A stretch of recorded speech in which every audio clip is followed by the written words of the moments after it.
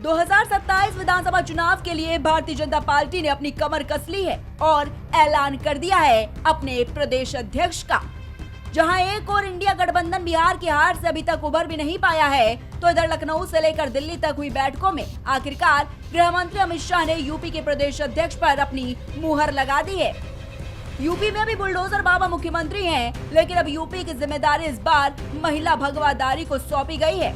राष्ट्रीय दिल्ली से अमित शाह ने भेजा भगवा लिफाफा, आखिरी में योगी ने पलटा पासा और सामने आ गया भगवाधारी महिला का नाम, जो संभालेंगी बाबा के प्रदेश की कमान। आपको बता दें कि प्रधानमंत्री बनने का रास्ता यूपी की राजनीतिक गलियों से होकर गुजरता है, इसीलिए जिस पार्टी को दिल्ली में राज करना है उसे अपनी ताकत उत्तर प्रदेश में दिखाना जरूरी है और अपनी सत्ता को मजबूत बनाने के लिए यूपी को जीतना भी जरूरी है। तो वहीं सपा के मुखिया अखिलेश यादव ने 27 में जीत हासिल करने के लिए बाबा के खिलाफ इस्तेमाल करने के लिए पीडीए की नींव रखी। तो पीडीए की जवाब में अमित शाह ने रणनीतिक चाल चलते हुए साध्वी को मैदान में उतार दिया। प्रदेश अध्यक्ष की लिस्ट में 3 नाम की सबसे अधिक मजबूती देखने को मिली है, लेकिन साध्वी के नाम पर मुहर क्यों लगी? बीजेपी अध्यक्ष जेपी नड्डा के साथ हुआ सीक्रेट मीटिंग में ऐसा क्या कुछ कि साध्वी का नाम सबसे ऊपर आ पहुंचा और उन्हें यूपी जैसे बड़े राज्य की सत्ता संभालने की जिम्मेदारी सौंप दी गई। तो चलिए पूरी कहानी समझते हैं। भारतीय जनता पार्टी के मौजूदा प्रदेश अध्यक्ष भूपेंद्र सिंह का कार्यकाल पहले ही समाप्त हो चुका है। साल 2026 के पंचायत चुनाव और 2027 विधानसभा चुनाव से पहले अपने संगठन में बड़े बदलाव की तैयारी कर ली है। आपको बता दें कि 16 दिसंबर से खरमास शुरू हो रहा है। उससे पहले पार्टी अपने प्रदेश अध्यक्ष का चुनाव कर लेना चाहती है। बीजेपी अपनी पुरानी चाल यानी साल 2017 के सियासी फॉर्मूले को फिर से दोहरा रही है, क्योंकि सपा की पीडीए वाली पॉलिटिक्स ने 2024 के चुनाव में तगड़ा झटका दिया था। यही वजह है कि बीजेपी की नजर ओबीसी के बड़े वोट बैंक को साधने की रणनीति पर है। योगी सरकार में मंत्री धर्मपाल सिंह और केंद्रीय मंत्री बीएल वर्मा के अलावा पूर्व सांसद साध्वी निरंजन ज्योति, ये 3 नाम सबसे ऊपर चढ़ रहे थे। लेकिन जेपी नड्डा के साथ साध्वी निरंजन ज्योति की मीटिंग के बाद इस तस्वीर के बाहर आने के बाद ये माना जा रहा है कि अब यूपी बीजेपी की जिम्मेदारी साध्वी निरंजन ज्योति को मिलेगी। साध्वी निरंजन ज्योति को ही क्यों प्रदेश अध्यक्ष बनाया जाएगा, तो आपको इसकी वजह भी बता देते हैं।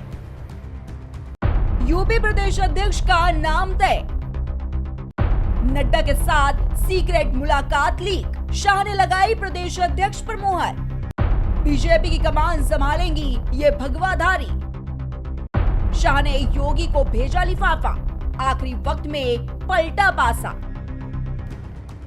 अखिलेश के पीडीए के कार्ड के लिए हिंदुत्व कार्ड को मजबूती देंगी और योगी के बाद प्रदेश अध्यक्ष भी हिंदुत्व का चेहरा होगा।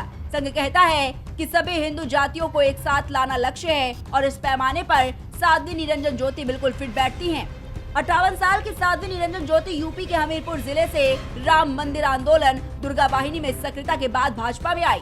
2 बार केंद्रीय मंत्री रह चुकी हैं। फतेहपुर जिले से 2 बार सांसद चुनी गई हैं। निषाद समुदाय से आने वाली साध्वी निरंजन ज्योति यूपी में गैर यादव जातियों के बीच भाजपा की पकड़ और मजबूत बनाने में मदद मिल सकती है।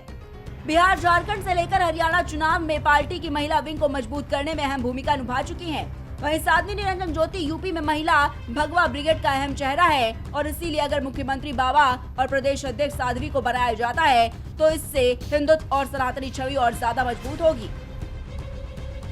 सेंटिमेंट जुड़ेंगे और इसका फायदा 2027 चुनाव में बीजेपी को हो सकता है। साथ ही साथ साध्वी उत्तर प्रदेश में पहली महिला बीजेपी प्रदेश अध्यक्ष होंगी, क्योंकि बीजेपी ने अभी तक किसी भी महिला को पार्टी प्रदेश अध्यक्ष को कमान नहीं सौंपी है।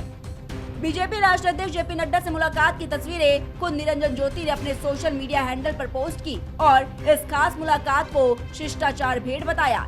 लेकिन इस मुलाकात को कई तरह से परिभाषित किया जा रहा है, जो प्रदेश अध्यक्ष को अहम रूप से परिभाषित कर रही है। आपको बता दें कि साध्वी निरंजन ज्योति अपने चुनावी क्षेत्र फतेहपुर में वैसे 10 सालों तक सांसद और मंत्री रहने के बाद भी बहुत ज्यादा एक्टिव नहीं रही, जिसकी वजह से तीसरी बार चुनाव वो हार गई। लेकिन चुनाव हारने के बाद भी बीजेपी लगातार निरंजन ज्योति को प्रमोट करने में जुटी रही और बीजेपी को शायद लगता है कि साध्वी निरंजन ज्योति के निषाद होने का और साध्वी होने का फायदा भाजपा को मिल सकता है। इसलिए हाल ही में साध्वी निरंजन ज्योति को बिहार चुनाव में केशव प्रसाद मौर्य के साथ सह पर्यवेक्षक बनाकर भेजा गया था। चुनाव हारने के बावजूद भी बीजेपी ने उनके पद को और बढ़ाया, लेकिन हर बार जो दिखता है वैसा होता नहीं है और जो होता है वो नजर नहीं आता। बहरहाल उत्तर प्रदेश में सीएम योगी आदित्यनाथ के बाद किसी मजबूत और दिखाऊ कैंडिडेट की बात करें तो साध्वी निरंजन प्रदेश अध्यक्ष के पाले में फिट बैठती रही हैं। लेकिन देखिए, अगर यूपी को एक महिला प्रदेश अध्यक्ष मिलती है तो शायद भारतीय जनता पार्टी को इसका फायदा हो सकता है और चुनावी रण में जीत हासिल कर पार्टी को मजबूत बनाने की दिशा में बड़ा कदम साबित होगा। Output desk, prime TV.